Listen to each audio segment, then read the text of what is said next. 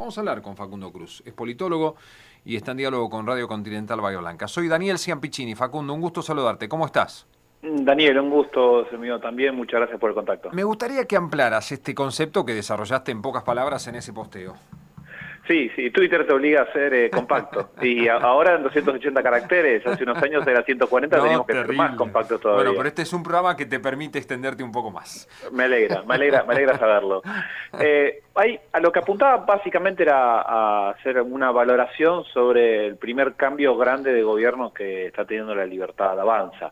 ¿Por qué digo el primero grande? Porque ya hubo una salida que fue el ministro de Infraestructura, Ferraro, que prácticamente no llegó a asumir, tenía, si la memoria no me falla, 56 días en el cargo, y terminó dejando ese cargo con una estructura que todavía no se había armado, pero acá ya estamos hablando de un jefe de gabinete, que es Sí.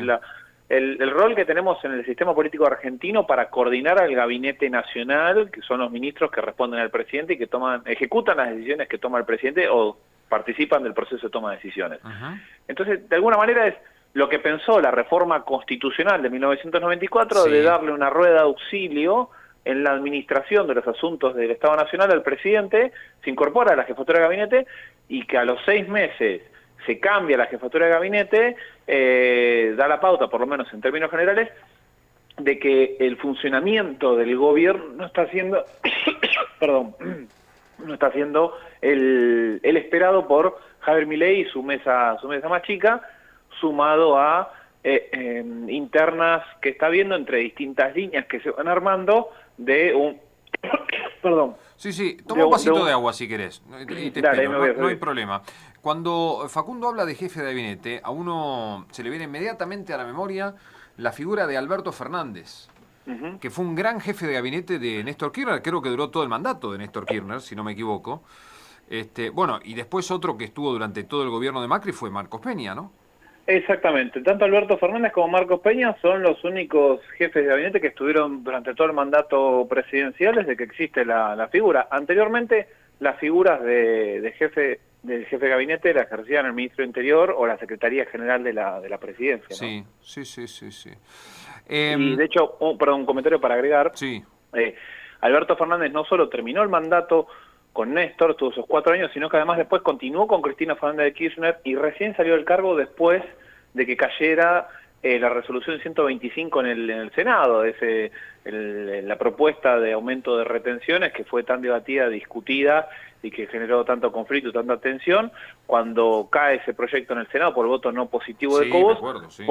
claro, posteriormente Cristina Fernández de Kirchner hace un refresh, por decirlo de alguna manera, Sí, del gobierno, una lavada de cara del gobierno, sale Alberto Fernández, entra Sergio Massa como jefe de gabinete y eso ocurre pocos meses después o al poco tiempo de la votación en el Senado, que fue promediando el año 2009, con lo cual, sí, promediando el año 2008, con lo cual no solo estuvo todo el mandato de Néstor, sino que estuvo los primeros 6, 8 meses de Cristina. claro. Y después llegó Aníbal Fernández. Después vino Sergio Massa y después sí, más adelante vino Aníbal Sí, Fernández, sí. exactamente. Bueno, pero ahora llega el gobierno, ya estaba en el gobierno, pero llega a esa jefatura de gabinete un dialoguista como Guillermo Francos. Ujú. ¿Y eso Sí. qué significa? Porque, a ver, si hay alguien que no es dialoguista con la casta, entre comillas, es el presidente.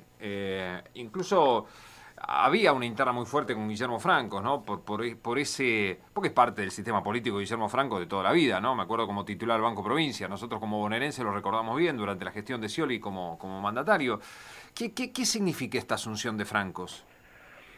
La asunción de Francos, a mí por lo menos en términos personales, me tomó un poco por sorpresa. Era esperada la movida, pero me tomó un poco por sorpresa por una serie de razones. La primera es que Francos, en la primera discusión de la ley bases, allá por enero-febrero, estuvo en el ojo de la tormenta y fue un poco señalado como el responsable de no lograr los acuerdos políticos para que el proyecto avanzara. Sí, Y quedó de alguna manera en uno de los anillos más alejados del poder real en Casa Rosada, entonces se ubicó entre el segundo y el tercer anillo de toma de decisiones.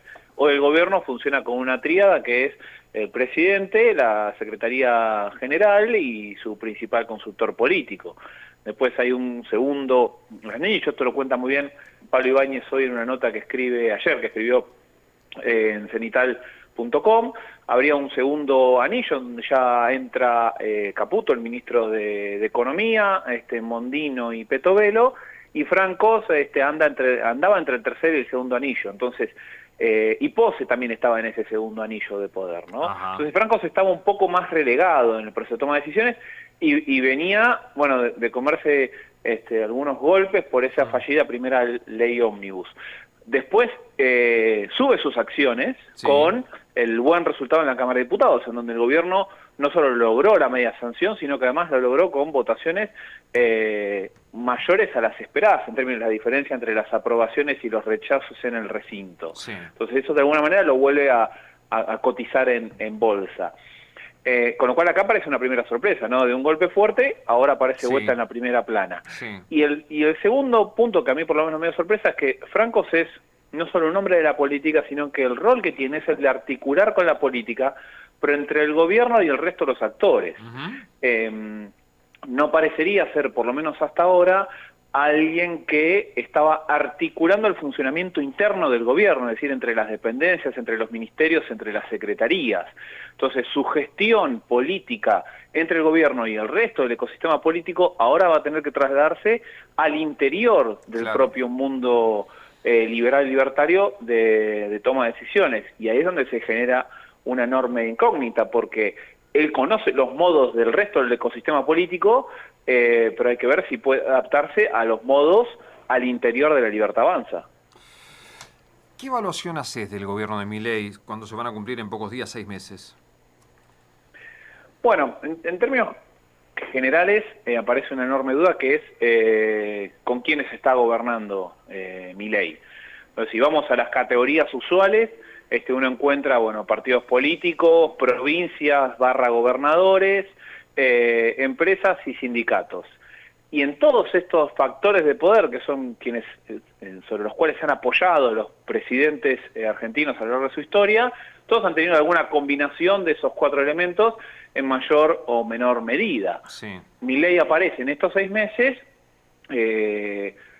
parece que no se apoya en los elementos tradicionales sobre los cuales construyen poder los presidentes. Uno va a ver, por ejemplo, las provincias, los gobernadores.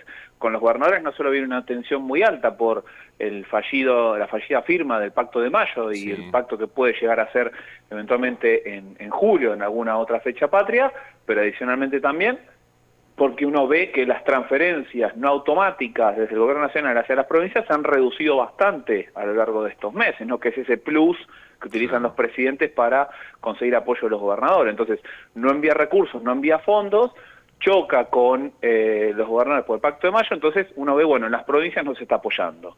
Entonces vamos a ver otros partidos políticos. Tiene su propio partido político, tiene legisladores nacionales y provinciales en algunos distritos, en eso se está apoyando, está encontrando un apoyo también, un eco en los legisladores del PRO, que ahora hay que ver cómo evoluciona esto con el retorno de Mauricio Macri a la presidencia, pero no en el resto del espectro político.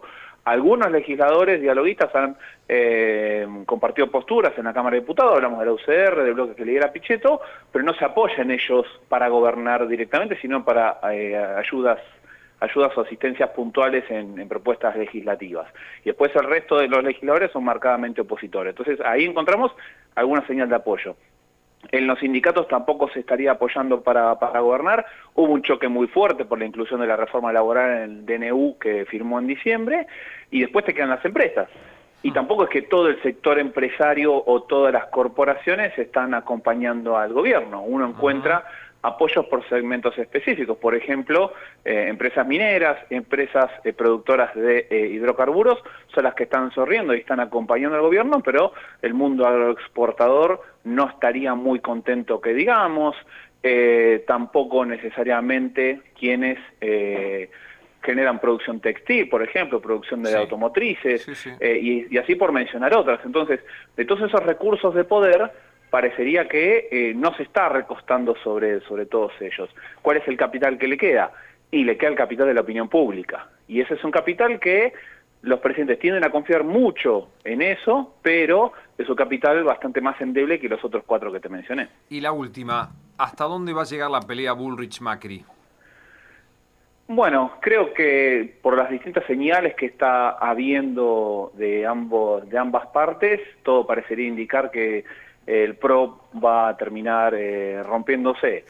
Me da la sensación de que Mauricio Macri va a quedarse con la mayoría del partido, que va a ejercer su liderazgo como lo hizo en el pasado, y que Patricia Bullrich se quedará con sus leales más cercanos. Pero ya hay varios indicios de que por lo menos un grupo menor de dirigentes está pensando en acompañar más directamente y más cercanamente la propuesta de Javier Milei que la de Mauricio Macri.